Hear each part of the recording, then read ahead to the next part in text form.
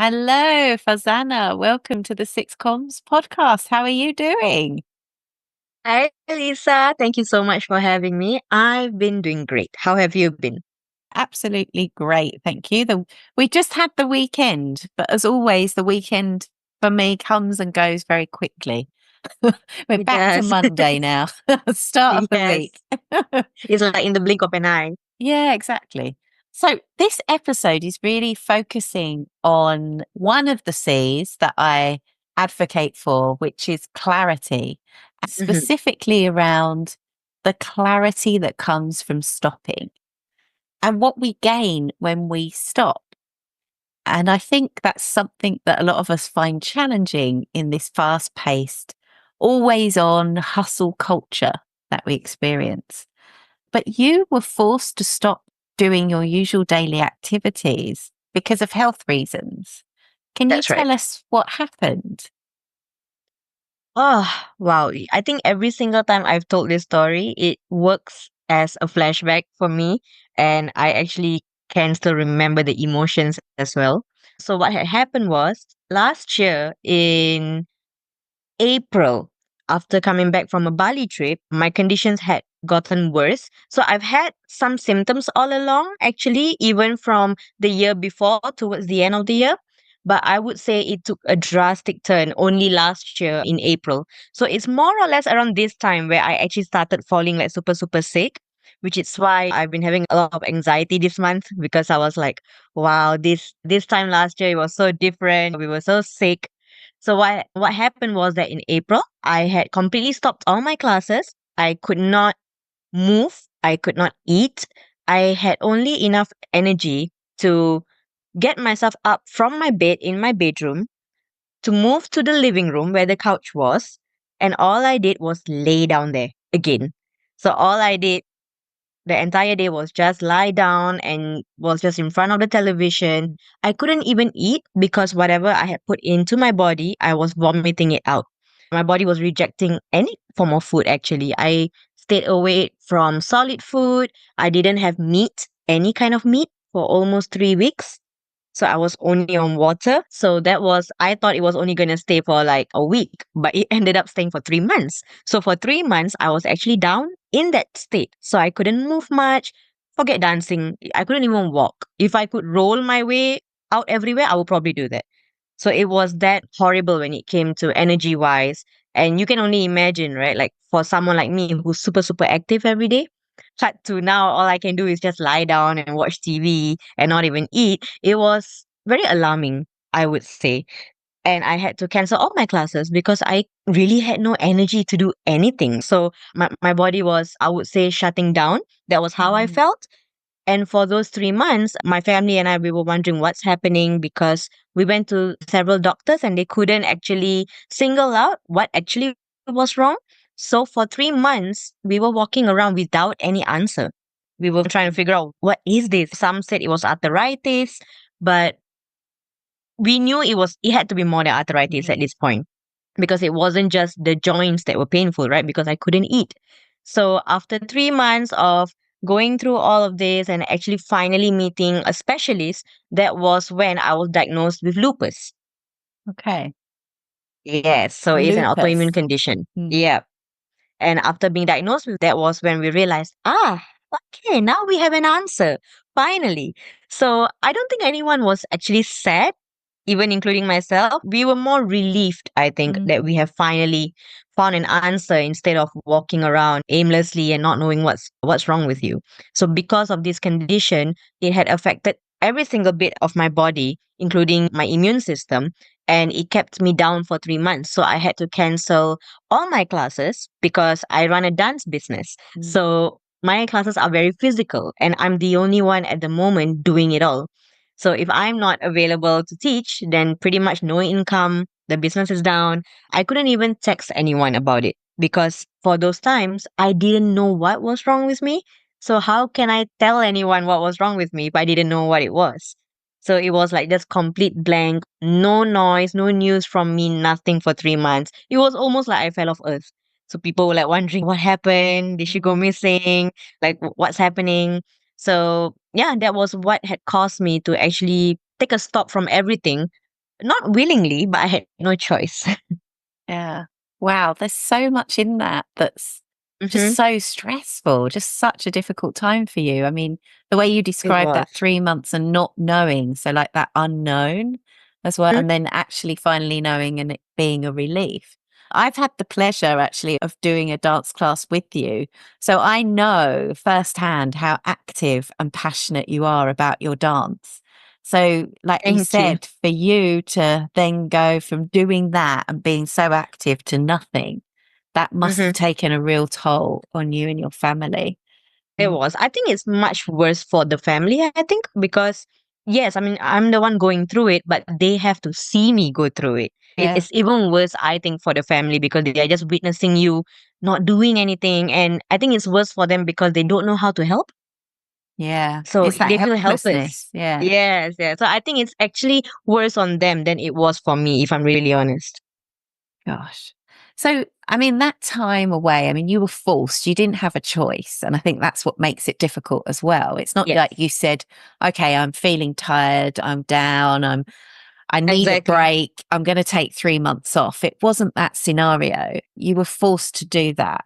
And it wasn't in great circumstances. You didn't know what was wrong with you for a long time and all of what you've just explained. But in that time, in that 3 months, was there anything you feel that you gained looking back? Oh, definitely. I think when because before I had gotten the condition, right? If I wasn't on the dance floor, I would be on the laptop doing work still because when you're running a business, you don't really get days off, right? Especially if you're doing it on your own. So that used to be my lifestyle. But this time round, it's like, okay, I'm not on the floor, but I can't be on the laptop either because I'm so disoriented from everything. So it actually gave me the time to actually sit down and just think, Mm, which I realized that I didn't do a lot of, where you just sat down and you checked in with yourself. Like, okay, I know we started this business 2 years ago, but how do we feel now? Are we still just as passionate about it now? Or are we just doing a 9 to 5, but right now just for ourselves? Like sometimes mm, we lose track of that. We lose track of that passion that we first had when we first started. So I think the clarity that I had gained from this is being able to sit down, rethink my why, and most importantly my priorities actually, because up to this point I had really neglected my health. To be honest, I didn't take care of myself really well. I didn't eat really well. I mean, I ate but not the mm. good stuff. So I was just having a lot of junk food and I'm eating a lot of fast food because with the kind of schedule I had to just have food that was fast just for the sake of eating. So it wasn't really to make sure that I was giving myself good nutrition. Yeah. So it made me actually sit down, think about all of this, and think about, okay, I think we need to focus more on recovery at this point moving forward. Because when you are running such a physical job, you do need to focus more on the recovery than the actual execution. Because if you don't have the recovery, you can't execute anything. So the clarity that I had gained from that is that it's a lot about actually taking my time Mm. and not following everybody else in this rat race, which I don't know what we are racing for, but for some reason we are all in it. So it really make you see a lot of things differently. It makes you see relationships differently because during this time I was very aware of all the circles that I was a part of, all the friends I had. Mm. But it is also during this period of time that you realize who are your people, who actually reach out to you, who checks in on you, who actually bothered to maybe just come down and sit down and hear you talk and just have a chat with you in their busy day or phone call. I realized a lot of this during these 3 months. So during these 3 months, I not only did a lot of thinking, I did a lot of doing as well. So that was where you draw boundaries with certain people, you cut certain contacts where it's not serving you anymore. And that includes business as well. Whatever that was stressing me out up to this day with the way I ran the business, I had to change my mindset on a lot of things, which was the most difficult because everything starts with mindset. So if we are able to change that, I think everything else follows through. So in this downtime, I had done a lot of deep dive to things that I didn't want to think about as well. So I had to. Wow. God, there's so much in there. That 3 months, even though like you were out in the sense that, You weren't doing the dancing, you weren't operational. You were doing a lot of like what I would call more of that strategic thinking. It sounds Mhm. in that deep thinking about the relationships that you had with people and the circle Yeah, around definitely. you. Yeah. Definitely, because I think when because I was also thinking, right? Okay, could this be it? Will we be able to run dance classes again? Because that in that time we still didn't know what it was. So I was actually thinking of like the worst extreme. Like, okay, I can't move anymore. I don't have the energy to walk. Will I be able to walk again normally? Will I be able to move normally, breathe normally? So you start thinking about all the worst case scenarios and basically Mm. trying to prepare yourself mentally for it, right? So I was Yeah. thinking about, in a way, my exit plan Mm. for the business. So I had thought about that, even though it was not a thinking I wanted, of course, but we have to, right? So I thought about that. I thought about how, if I'm able to run the business, how do I want to do it moving forward? What have I learned from this? What do I want to share with my clients, my students, all the learning points from all of this? And at the same time, I think I was learning more about myself because it had a lot to do with my self-esteem at this point. I wasn't very confident anymore. My Mm. features had changed. I had lost a lot of weight, not in a good way. It was in a way where I looked very sick. Mm. So I lost a lot of hair. I had to shave off half my head because of that. So a lot of self-esteem issues, I would say, during this point of time that I also had to work with myself through it so that I don't actually lose my mind. Wow. Was there Yeah, anything in particular? I mean, I'm interested about the like that psychological effect, and you're saying about the self-esteem. And I think anyone that's listening, whether they have a health condition or not, we all have that inner critic. We all have days where we doubt ourselves. absolutely. Was there anything that was helping you, particularly through that you can recollect? I would say for me, because up to this point in my life, I've had a pretty adventurous life so far, from childhood to being a teenager to now being a young adult. So my life has been almost like a roller coaster ever since 9 years old that I can remember, with my parents' divorce. And when your parents are marrying once again, you go through all of those things. And when you are in your young adult phase, you are also going through a lot of other emotions as well, personally, with finding yourself, for me at least. So I would say the only thing I told myself is, look, we've gone through all of that. This is nothing. So I had to like keep Mm. telling myself that you've gone through a lot more. I'll look into the mirror and I'll actually speak to myself that, look, we've gone through a lot.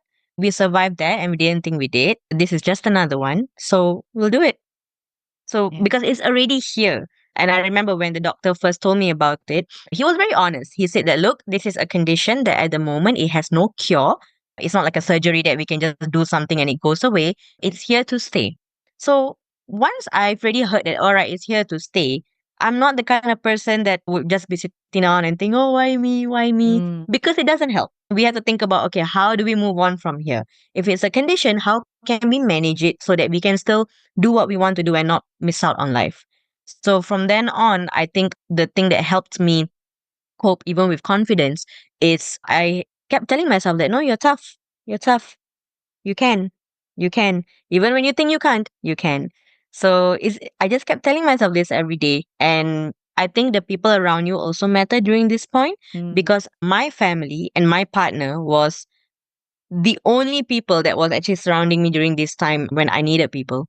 So they were the ones who also had similar personalities, where they weren't sitting down crying, thinking why this happened. The moment we found out it was lupus, everybody asked the doctor, okay, so what do we do next? How do we cope with this? Mm. So no one was in that state where they were feeling sorry. Nobody was. And I think that helps when everyone is in the same Yeah. energy and vibe and everyone is trying to make you get up again, do things on your own again.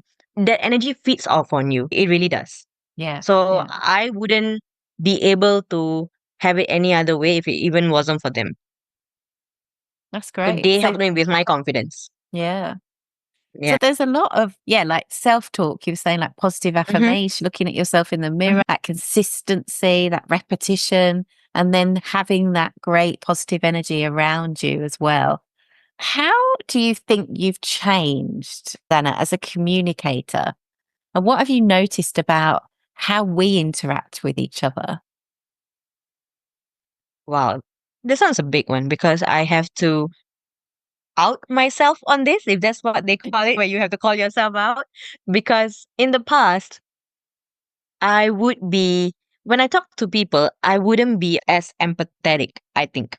So, if, say, someone was having a conversation with me, if they're sharing with me about their struggles, I would be maybe there for the first two lines, like I'm present. But after the first two lines, my mind goes off because Mm. to me, it's like, oh, okay, everybody has problems. Like, what's new? Like that would be my response. Of course, internally, I didn't say it out loud, but I would be thinking that internally to myself and I would just brush it off.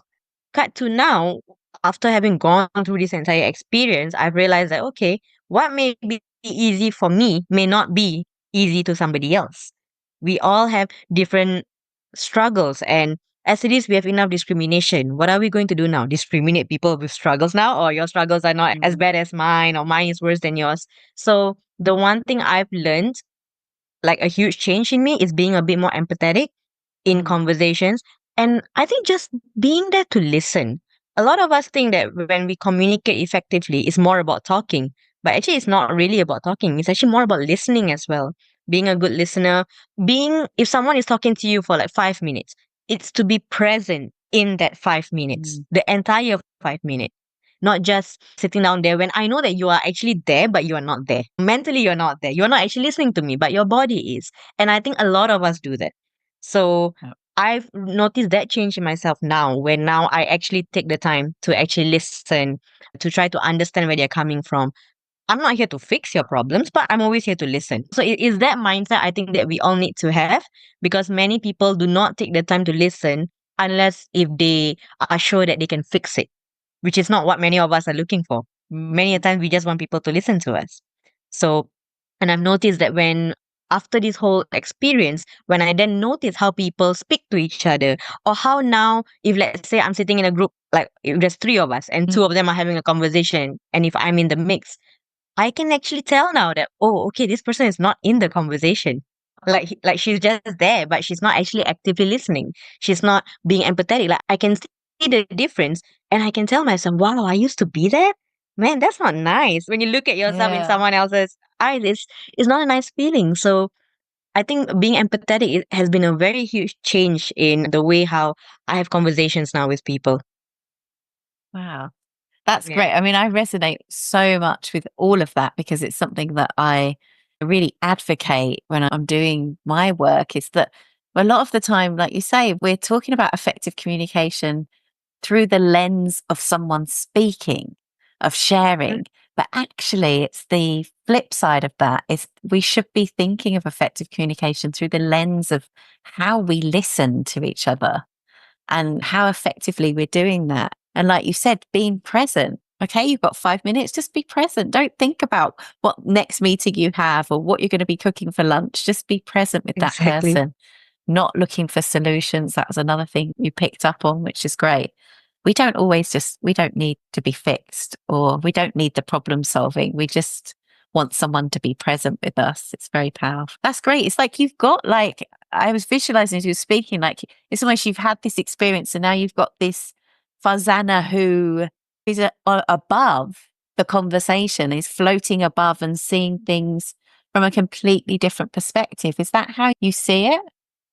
Oh yeah, for sure. I used to be one of those people who always wanted to talk. Like I felt like, okay, if I'm not talking, I'm not seen. So I need to make sure I speak, people hear me.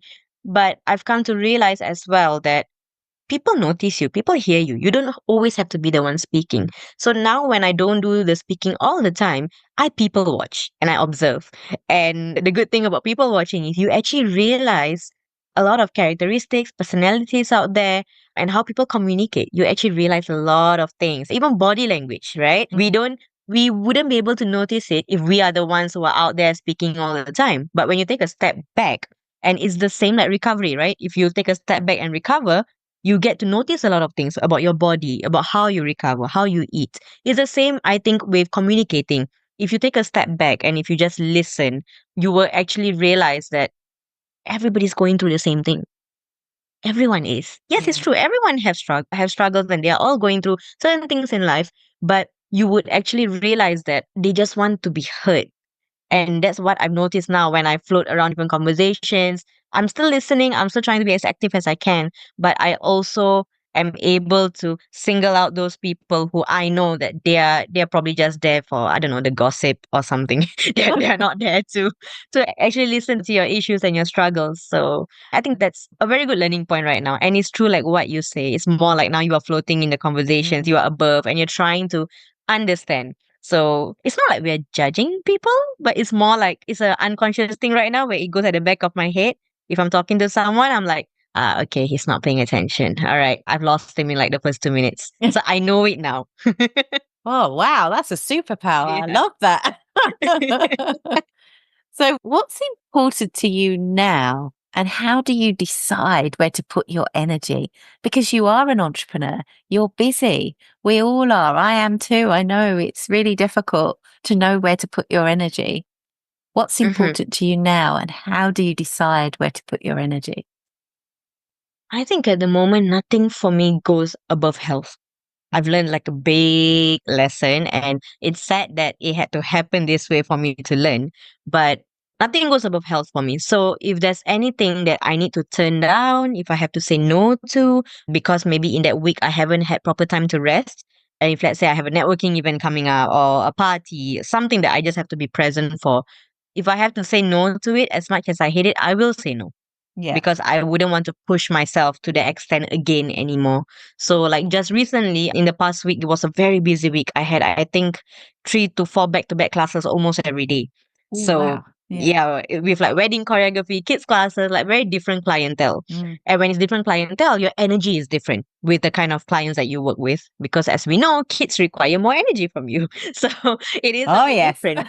Yeah, yeah. They are a fun bunch, but they can be very on a high. So, given that, I had to consciously remind myself, okay, look, we've had back to back classes this week. We need to have one day where we don't do anything. Like, we don't even get out of the house. Mm. We just relax, which means it's probably saying no to a party that we said yes to. It's probably saying no to going out to meet that friend for lunch. Instead, I was like, I'm at home. You want to come home for lunch instead? It's making all those changes. And the people who are there for you, they will understand why you need to make those changes. They're not going to judge you based on it. So at the moment, for me, nothing goes above health. And I've learned the importance of saying no. I think saying no is really important. Coming from a once upon a time people pleaser like me, it's hard to say no. You feel like you're disappointing someone. Yeah. But right now, the only thing in my head is no, we cannot go back to where we were a year ago. So every time when I'm having a difficulty Mm. saying no or putting my health first, I would ask myself, do we want to go back 1 year ago to where we were and having to restart the entire process again? Because it was like a reboot. I had to do a whole reboot for my system, for my eating habits and everything. So, and it has taken me a very long time to come here. So I would always ask that question. So it's a constant reminder, actually. And having my family around me to also remind me that, look, you haven't been sleeping well, you haven't been eating well. I need you to make sure that you are on your regular schedule so that you're fit and healthy. Yes, so at the moment that's how I choose how to give my energy to. And same goes for people. After drawing certain boundaries with people, I've actually noticed that I only want to give my energy to those who matter, and more importantly, to those who I matter to. Yeah. Yeah, because That's we so always say yes. powerful. Yeah, we always say, okay, yeah, this person matters to me. I'm gonna do it. That person matters. Cool. But do you matter to them as well? Whatever that you are doing for them, will they even cross a puddle for you? Mm. So it's about asking yourself that question so that you know your energy is not going to waste. A two-way street is always much better. The Mm. whole unconditional aspect, I feel, it wears people out. It really does. I think a two-way street is always better. The only one who can ever do unconditional things, hands down, is always a mother. That's it. I don't think normal human beings with normal relationships can ever do that. I don't think so.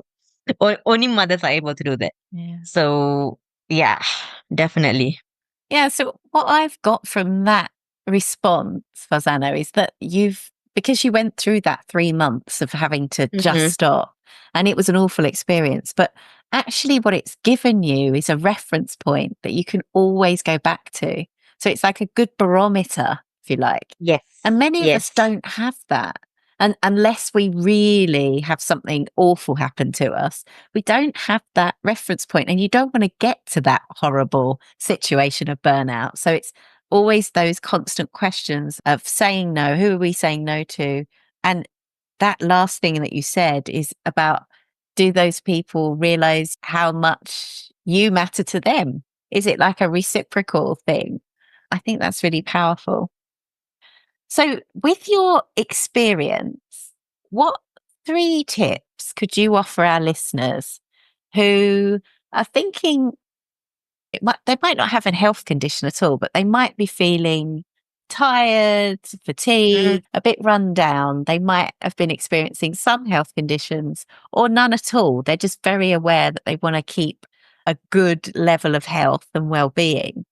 What would be your 3 tips for them who would like to slow down or even stop for a while?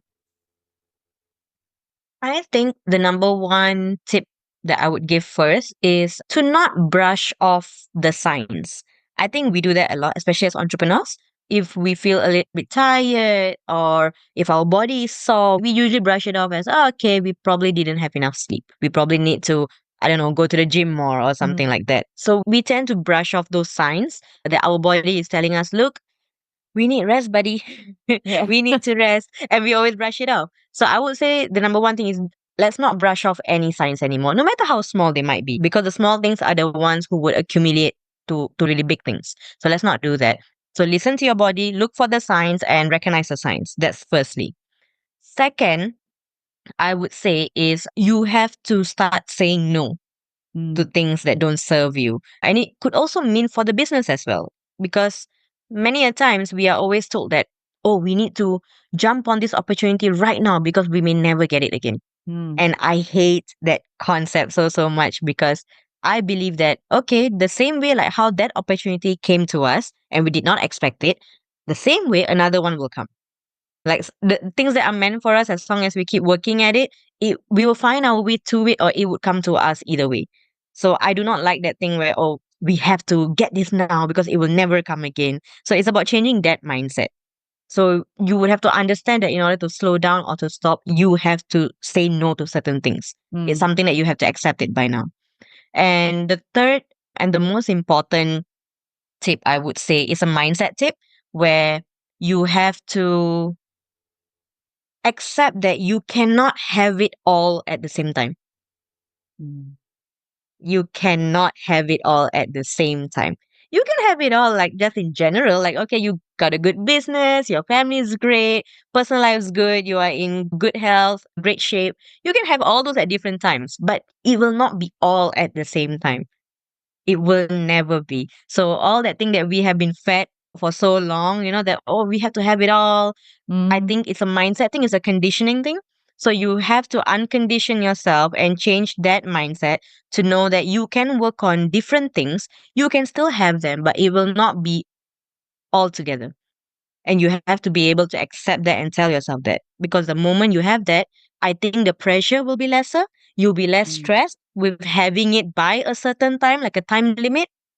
So once that stress is off, you I think people will be able to actually do what they want at their own pace. I think it's the whole stress of the timing and having it by maybe when you reach 30 or when you reach this. That is what puts us through a lot of stress, and then stress shows up in the form of health. I always feel that, at yeah. least with all this by now. So I think the third tip would be the most important one, which is to uncondition the mindset first before you work on tip one and two. Okay. Yeah. So the reverse. Yeah. So do Yes, the number reverse. 3 first. Yeah. Now come to think of it, yes, it's the reverse. Yeah. That's great. So the third tip, so accept you can't have it all at the same time. That would Same be the time. mindset That'll be number one. shift. That's Yes. number 1. The second one, start Yeah. saying no to things that don't Yes. serve you. And then the third tip would be, don't brush off those signs, those physical signs or those Absolutely. mental signs. Yes. And that requires Yes. a lot of self-awareness, doesn't it? It is. It To is. actually You have to recognize. be really honest with yourself, I think, in order for you to want to slow down, because you cannot slow down and then still expect the business to be running at 100% and still be getting all the sales. So I think we have to be in touch with reality. We have to be aware. And most importantly, we have to be honest that, okay, you know what, right now, I want to slow down. I know that the money will be stopping for a bit. It's okay. We'll get back up and then we'll earn it again. You have to be able to tell yourself that I feel. So the Yeah. moment you are very honest with yourself, I think everything is able to follow through much smoothly. Yeah. So a bit of honesty goes a long way. Yeah. A lot more, way more. But also, in order to get that honesty, I think you need to be able to carve that intentional time to have those pauses and breaks, like you said, in those Yeah. 3 months, so that you can Hmm. actually do that deep thinking that we don't Yep, do enough because we're so busy with the operational day to day living. So definitely. yeah, crafting that time out. So you know that the six comms is based around these 6 C's of effective communication, and we've certainly touched on some of them already.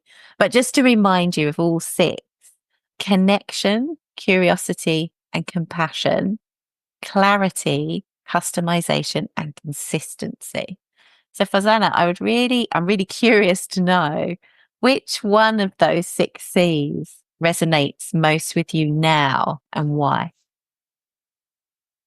So I had read all your 6 C's, and I think, of course, every one of them stood out to me. I think it's really important in for us to have a little bit of everything.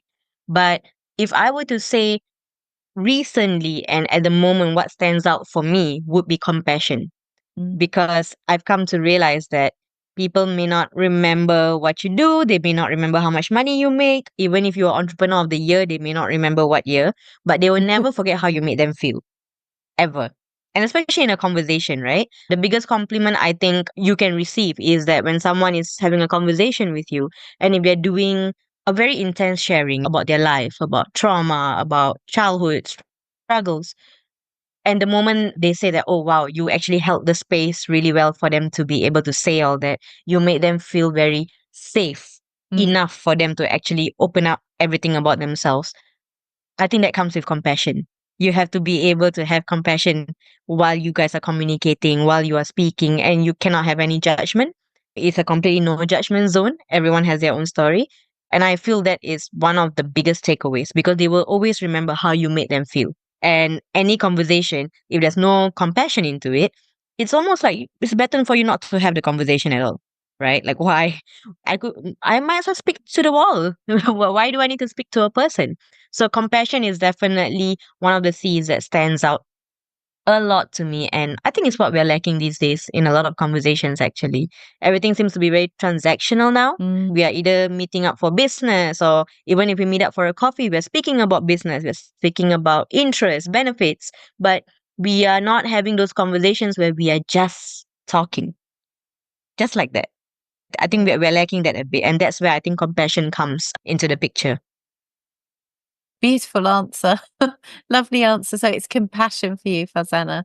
And I want to thank you for being so open and sharing such an intimate story, a personal story on the podcast. I'm sure listeners are going to take a lot of value out of what you've said and what you've shared. So thank you for doing that with me today. Thank you. Thank you for having me. I think it's a conversation that I want to continue having. And I've made that quite a goal for this year, where any features that I will be doing anywhere else, whether is it on podcasts or articles, I would want to emphasize the importance of carving out the time for yourself, slowing down. We are not going to lose the entire world. Do not worry. You will Yeah. still have time to conquer the world after you've rested. So it is definitely a mission that I've been saying. I want to make sure that I'm also saying it to my students, my clients, Mm. because most of them are working adults with families and kids. And a lot of times they've actually told me that, oh, that 1 hour in my class, that's the only time they get for themselves. So, and I'm like, okay, guys, that's great. I'm flattered, but that also worries me. You need to take out time where it's just you're not doing anything, just relax, be in the moment for a bit, speak with yourself. So yes, it's definitely something where I think in Singapore we need to spread a lot more. So thank you for letting me do this and being a part of that mission with me as well. Oh, I'm all in. I'm all in, Farzana, with your mission. I think it's great. It's a really important message to share. Thank you for sharing it with us today. Thank you. Thank you so much. It's been great.